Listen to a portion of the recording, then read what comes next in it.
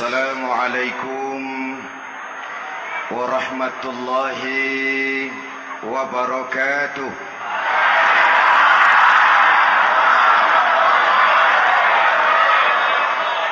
Alhamdulillahi rabbil alamin. Wassalatu wassalamu ala asyrafil mursalin Sayyidina wa maulana Muhammadin wa ala alihi wa sahbihi ajmain, amma ba'du. Para ulama yang saya muliakan, hadirin hadirat ma'asyiral muslimin yang saya cintai, banyak kita alami perubahan-perubahan yang terjadi, baik perubahan yang menyangkut sosial budaya, lebih-lebih yang menyangkut sosial politik. Yang tidak banyak mengalami perubahan adalah sosial ekonomi. Bahkan angka kemiskinan kita naik menjadi 3/5 dari total penduduk kita hidup di bawah garis kemiskinan, dan 20% diantaranya miskin mutlak. Perubahan-perubahan yang terjadi menyadarkan kita kepada kebenaran Al-Quran ketika Allah menyatakan wa tilkal ayyamu nudawiluha bainan nas. Hari itu kami putar di antara manusia. Ada saat datang, ada waktu pergi. Ada hari lahir, ada saat kembali. Ada waktu dilantik, ada saat menyerahkan jabatan. Hari kami putar di antara manusia dan hidup cuma sekadar menunggu giliran. Soalnya kemudian di tengah perubahan-perubahan yang terjadi begitu cepat, what must we do now?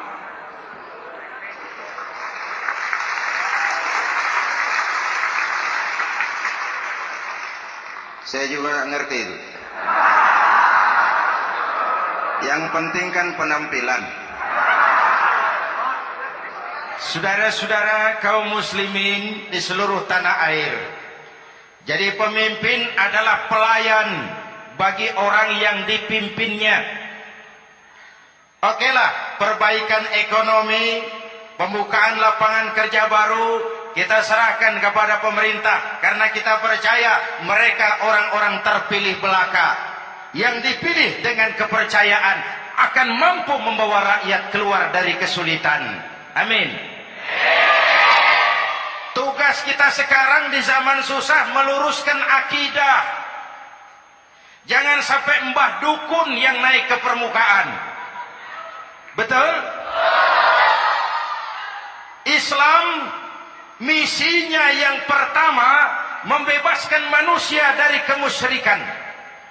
13 tahun Rasul berjuang di Makkah, menanamkan akidah, meluruskan keyakinan, membentuk iman. 13 tahun membebaskan manusia dari belenggu kemusyrikan.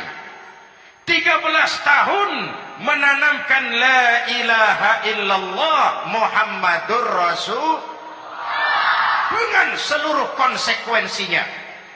Kalau saya yakin tidak ada Tuhan selain Allah, saya tidak akan minta tolong kecuali hanya kepada Allah. Saya tidak akan pernah takut kecuali hanya kepada Allah. Saya tidak akan menggantungkan hidup kecuali hanya kepada Allah. Saya tidak akan minta rizki kecuali hanya kepada Allah. Saya tidak akan melarikan persoalan kecuali hanya kepada Allah. Kalau konsekuen dengan keyakinan ini, mbah dukun nggak dapat tempat.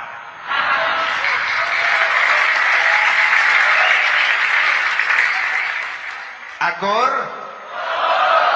Ayo lihat secara sederhana. Saya sandaran di tiang. Tiangnya ambruk, sayanya jatuh. Saya sandaran di tembok. Temboknya runtuh, saya juga runtuh. Saya sandaran kepada orang kaya, dia jatuh miskin, saya bangkrut. Saya sandaran kepada jenderal, dia pensiun, saya selesai. Tapi kalau saya sandaran hanya kepada Allah, Allah tidak akan pernah miskin, Allah tidak akan pernah lumpuh, Allah tidak akan pernah terpuruk, dan Allah tidak akan pernah berkurang kekuasaannya.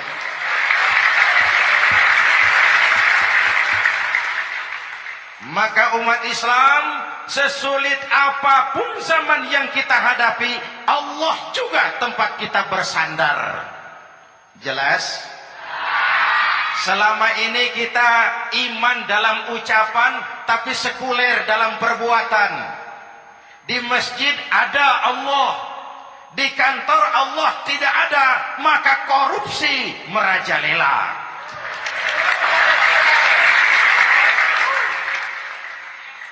Di masjid ada Allah, di pasar Allah tidak ada, maka timbangan tetap curang. Kita iman dalam ucapan, tapi sekuler dalam perbuatan. Oleh karena itu, sesulit apapun zaman yang kita hadapi, iman jugalah pegangan kita. Allah juga tempat kita bersandar. Boleh zaman berubah, akidah jangan sampai goyah. Karena iman kita hidup, untuk iman kita berjuang, dan dalam iman kita ingin kembali menghadap Allah Subhanahu. Selama ini manusia Indonesia kita lebih banyak diisi otaknya, hati sering kosong, agama dangkal, akidah rapuh, moral rendah. Memang kemudian muncul banyak orang-orang pintar, cuma sayang tidak benar. Indonesia kita bangkrut, Indonesia kita terpuruk, Indonesia kita sakit parah kalau diurus orang yang cuma pintar tapi tidak benar. Kita perlu orang-orang pintar, tapi kita lebih perlu orang benar. Jelas? Kalau cuma pintar tapi tidak benar, itu yang sering saya sampaikan, nanti disuruh ngurus beras malah nimbun beras.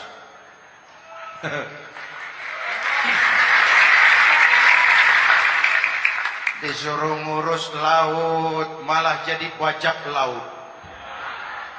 Disuruh ngurus hutan rame-rame jadi orang hutan. Jutaan hektar hutan Indonesia kita ini merupakan kekayaan sumber daya alam kita yang harus digunakan bagi sebesar-besar kemaslahatan rakyat. Yang disuruh ngurus hukum malah bikin hukum seperti pisau, tajam ke bawah, tumpul ke atas. Jangan heran lalu di masyarakat muncul street justice, pengadilan jalanan, sebagai refleksi dari ketidakpuasan melihat sikap hukum yang sangat berpihak. Kalau yang kecil salah, hukum cepat-cepat ditegakkan.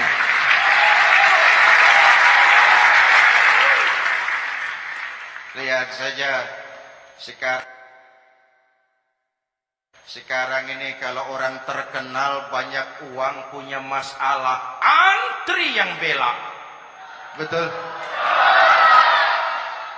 Tapi saudara lihat si Marsinah di Jawa Timur, si Sengkon dan Karta di Jawa Barat, si Udin Bernas wartawan Jogja terseok-seok mencari keadilan, sampai hari ini urusannya masih remeng-remeng. Kenapa bisa begitu? Jawabannya sederhana, tidak ada fulus. Ada fulus mulus, tidak ada fulus manfus. Betul? Jangan sampai para penegak hukum kita terjebak pada lagu baru, maju tak gentar membela yang bayar. Biar bertentangan dengan nurani, biar bertentangan dengan public opini, biar bertentangan dengan rasa keadilan. Siapa yang bayar, itulah majikan. Mau benar atau salah, belain terus. Kalau seperti inilah hukum kita, mafioso keadilan akan tetap gentayangan. Hadirin yang saya hormati, 13 tahun beliau berjuang di Mekah meluruskan keyakinan, memantapkan akidah, meneguhkan iman. Dari situ segalanya dimulai dan ke situ segalanya akan menuju. Intan paling mahal, mutiara paling berharga, tidak lain adalah nilai-nilai keimanan. Kalau itu sudah tergadai, apalagi yang bisa kita banggakan dalam kehidupan ini? Kita merasa harta kita berharga, belum ada artinya ketimbang iman. Kedudukan kita punya nilai pun belum ada artinya ketimbang dengan nilai-nilai keimanan. Itu intan paling mahal, itu mutiara paling berharga. Harta baru ada manfaatnya kalau dilandasi dengan iman. Jabatan dan kedudukan baru terasa gunanya kalau dilandasi dengan keimanan. Kalau jabatan lepas dari iman, yang akan lahir Fir'aun baru. Jelas? Kalau harta terlepas dari iman, yang akan muncul adalah konglomerat Korun. Kalau ilmu pengetahuan terlepas dari nilai dasar keimanan, maka yang akan muncul adalah ilmuwan pelacur yang menyalahkan yang benar, membenarkan yang salah untuk kepentingan pribadi. Dan kondisi seperti itu tidak akan membuat kita makin sehat. Oleh karena itu, pada kesempatan ini, pesan pertama saya, menghadapi zaman susah, tetap jaga akidah. Tetap pelihara keyakinan. Kesulitan bukan untuk ditakuti, untuk diatasi.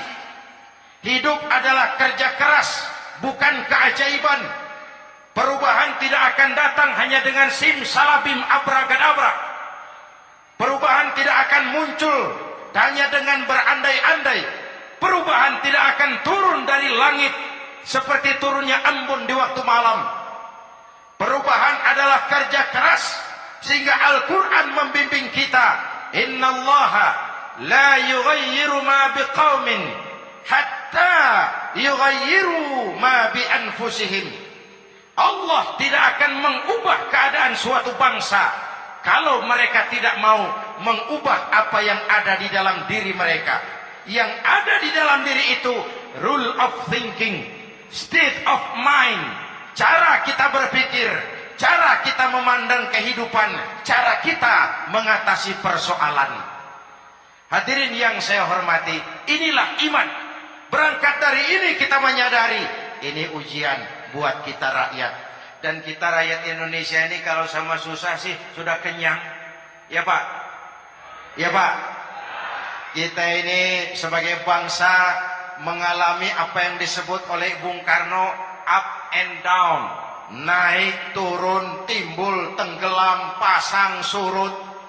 350 tahun dijajah oleh Belanda, kita susah. Berangkat Belanda masuk Jepang, susah lagi. Pergi Jepang, datang nikah, susah lagi.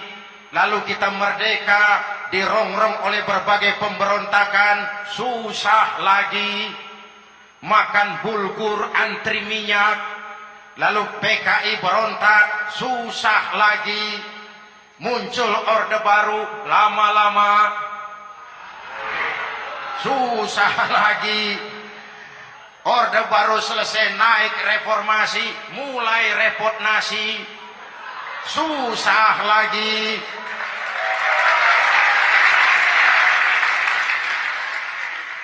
Kalau susah kita ini sudah akrab, sudah intim. Mestinya kalau sudah susah seperti itu, jangan salah sikap menyikapi kesusahan.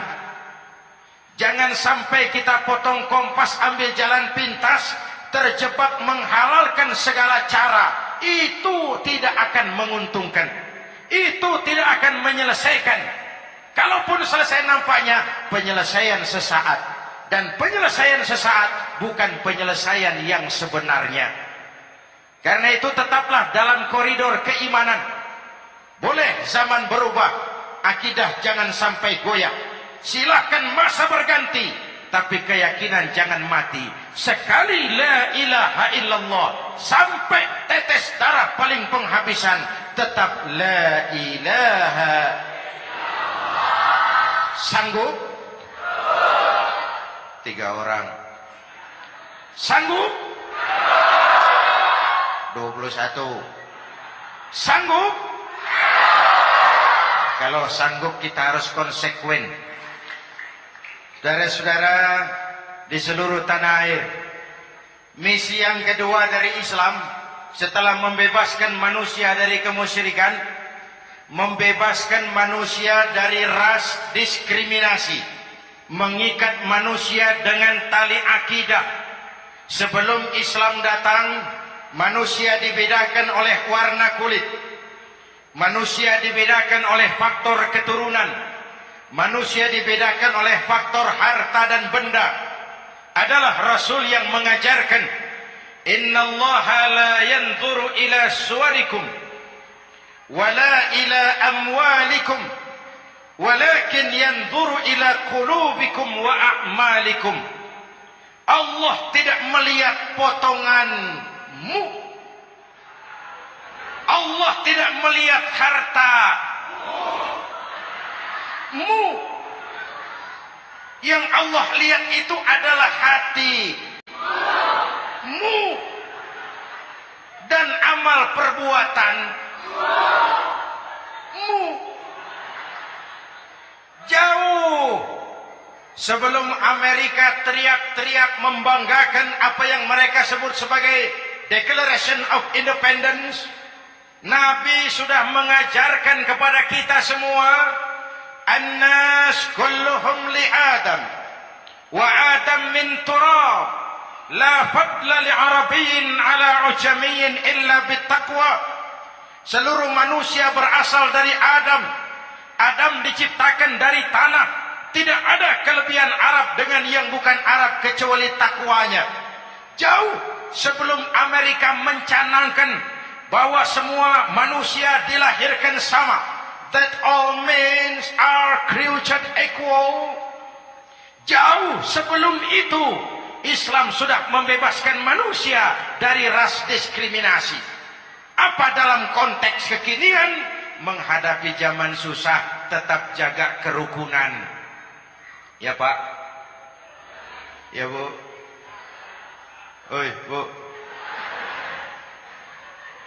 Menghadapi zaman susah tetap jaga kerukunan, baik antar umat seagama, antar umat beragama, maupun antar umat beragama dengan pemerintah. Menjaga kerukunan, jangan saling sikat-sikut di antara kita.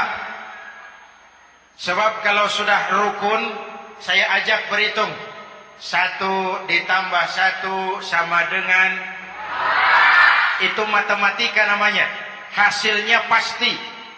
Tapi angka sosial hasilnya aneh. Saya ubah jadi angka sosial. Ayo kita berhitung lagi.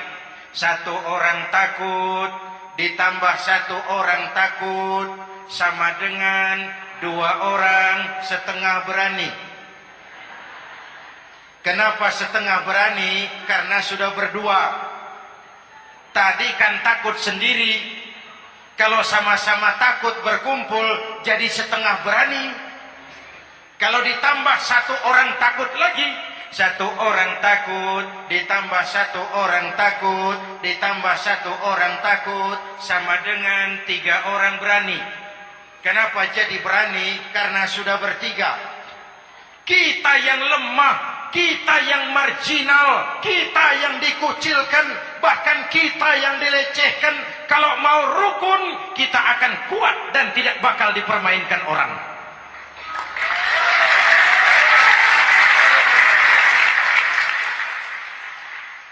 Tapi kalau rukunnya yang satu mau menikam yang lain, saya ajak berhitung lagi. Yuk berhitung yuk. 1 ekor ayam ditambah 1 ekor musang sama dengan 1 ekor musang. Kemana ayamnya? Dimakan musang. Betul nggak nih hitungan? Ayo kita hitung lagi. 1 ekor ayam ditambah 1 ekor musang sama dengan 1 ekor musang. Kemana ayamnya? Dimakan musang. Jadi kalau kita suka kumpul dengan orang yang mau makan kita, selesailah kita.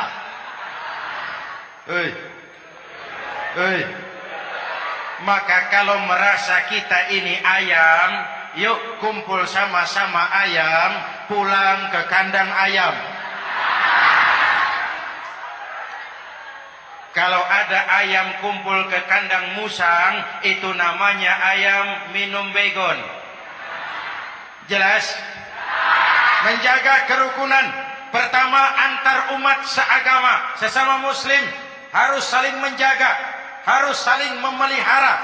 Baik dia muslim yang jadi kapolri, baik dia muslim yang jadi kasat, baik dia muslim yang jadi pengusaha, baik dia muslim yang jadi petani, nelayan, guru, semua komit menjaga semangat kebersamaan, rukun antar umat seagama. Jelas? Jelas? Hadirin yang saya hormati, atas dasar itu saya ingatkan kembali, kita semua ingin persoalan terorisme dilepaskan kaitannya dari agama manapun. Tidak ada kaitannya terorisme dengan Islam, dengan Kristen, dengan Hindu, dengan Buddha.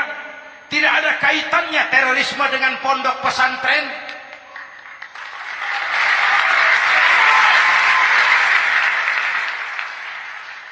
Jangan sampai pesantren jadi kambing hitam.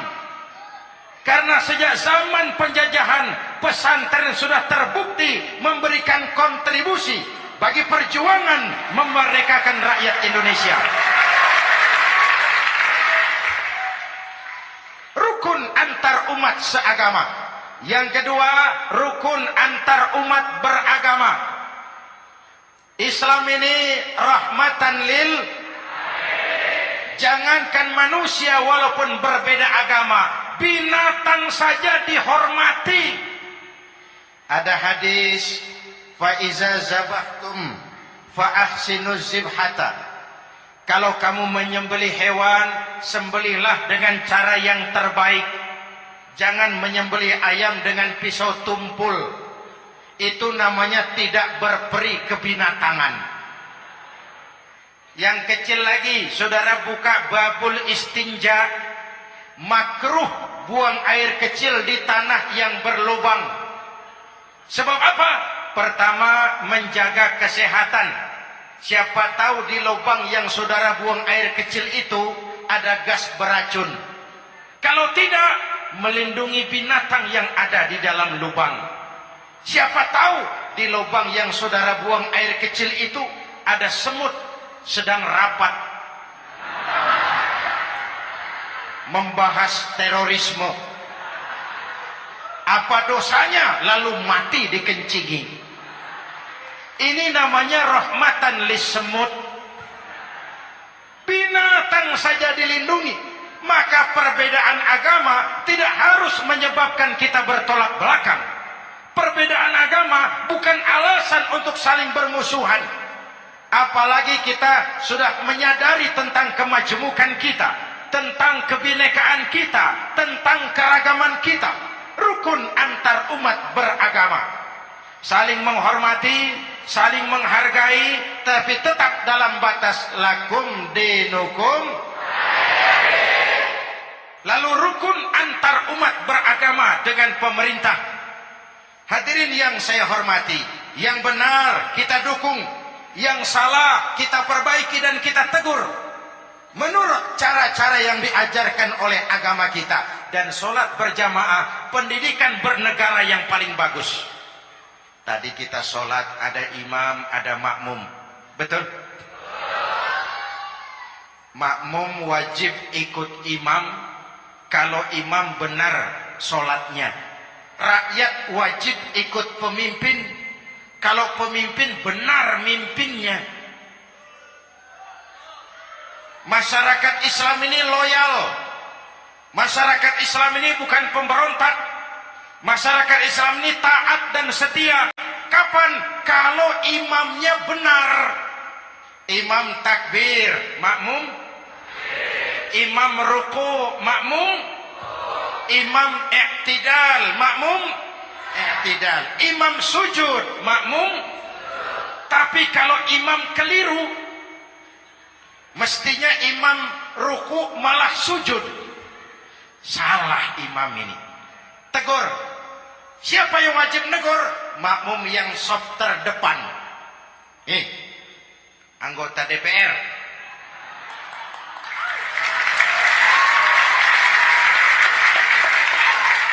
Ini wakil-wakil makmum ini. Sop di depan ini. Kalau imam keliru mereka paling tahu.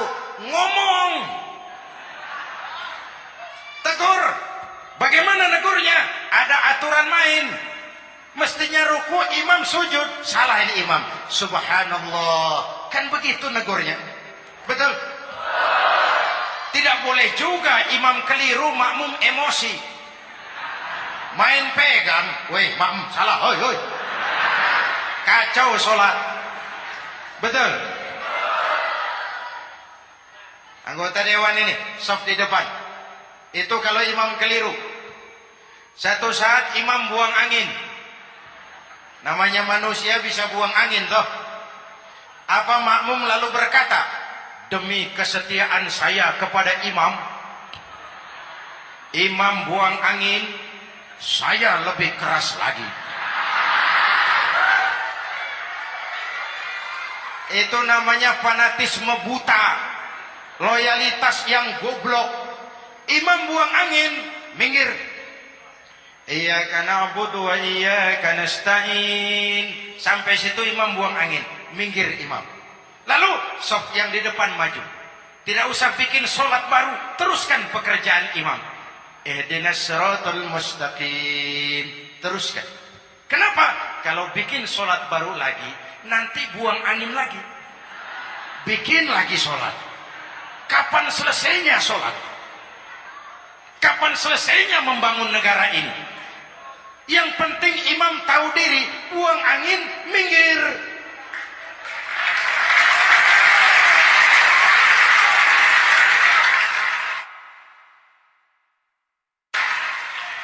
Ini kacaunya sholat berjamaah kita sekarang. Kacaunya negeri kita sekarang. Banyak imam sudah buang angin, gengsi. Dia aja merasa nggak punya salah. Dikasih tahu sama makmum, imam tadi buang angin ya, malah jawab sedikit. Apa kalau sedikit lalu tidak batal sholat itu? Mekanisme kehidupan sosial yang diatur lewat tuntunan sholat berjamaah. Sehingga Nabi berpesan, kun imaman muta'an au ma'muman muti'an fala takun thalisan jazu'a. Kalau jadi pemimpin, jadilah pemimpin yang ditaati. Kalau jadi makmum, jadilah makmum yang mentaati. Jangan jadi golongan ketiga pemecah belah. Di depan tidak jalan, di belakang takut, ditaruh yang di tengah, di depan didorong, yang belakang ditendang. Ini namanya biang kerok. Saudara-saudara, dari uraian singkat ini saya ambil beberapa catatan pokok. Pertama, kalau ada intan paling mahal, kalau ada mutiara paling berharga dalam hidup kita, itu tidak lain adalah karena keyakinan. Hidup jadi indah, hidup jadi berharga, hidup jadi berarti kalau didasari atas sebuah keyakinan. Dan keyakinan itu tidak lain adalah nilai iman kita, akidah kita kepada Allah Subhanahu wa taala. Yang kedua, tetap menjaga kerukunan sesulit apapun zaman yang kita hadapi. Kita tetap harus menjaga semangat kebersamaan. Kita harus tetap menjadi lem perekat yang menjaga keutuhan baik sebagai bangsa maupun sebagai umat. Perbedaan adalah wajar, harus dihormati sebagai ciri kehidupan berdemokrasi. Tapi jangan perbedaan menjadi sebab kita bermusuhan, dan jangan perbedaan menyebabkan kita saling berpecah belah. Hormati perbedaan, jangan perbedaan dipandang sebagai permusuhan. Dengan akidah yang kuat dan kebersamaan yang kokoh, ayo kita hadapi kesulitan, kita atasi kesulitan, dan dengan kerja keras untuk menyongsong hari esok yang lebih pasti. Mari kita Fatihah, semoga Allah memelihara kita bangsa Indonesia. Ala hadhihi niyah wa ila hadratin Nabi. Al-Fatihah.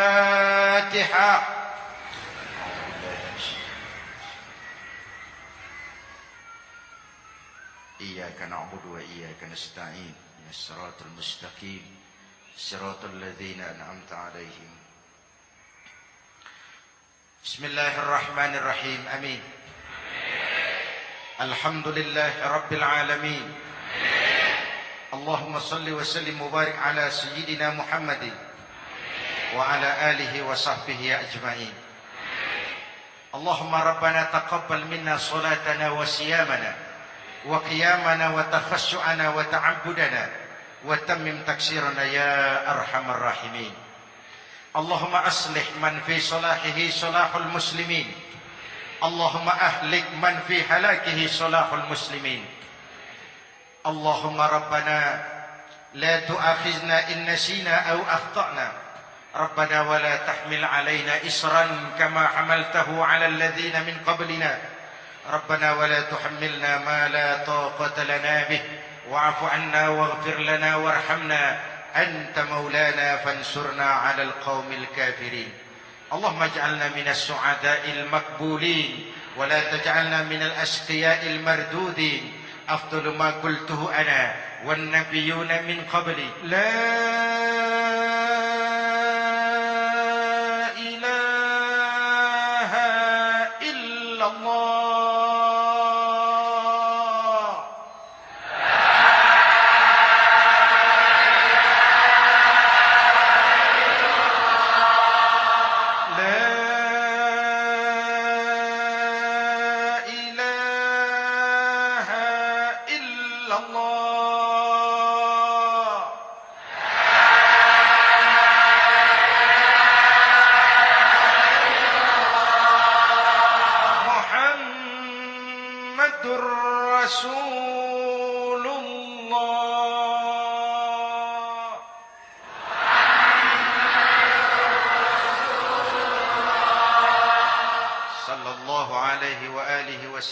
كلمة حق عليها نحيا وعليها نموت وعليها وبها نبعث إن شاء الله من الآمنين من الآمنين من الآمنين رحمتك يا أرحم الراحمين. صلى الله على سيدنا محمد وعلى آله وصحبه أجمعين. أنا ربك رب العزة عما يصفون. سلام على المرسلين والحمد لله رب العالمين. Jumpa lagi di lain kesempatan insyaallah. Wassalamualaikum warahmatullahi wabarakatuh.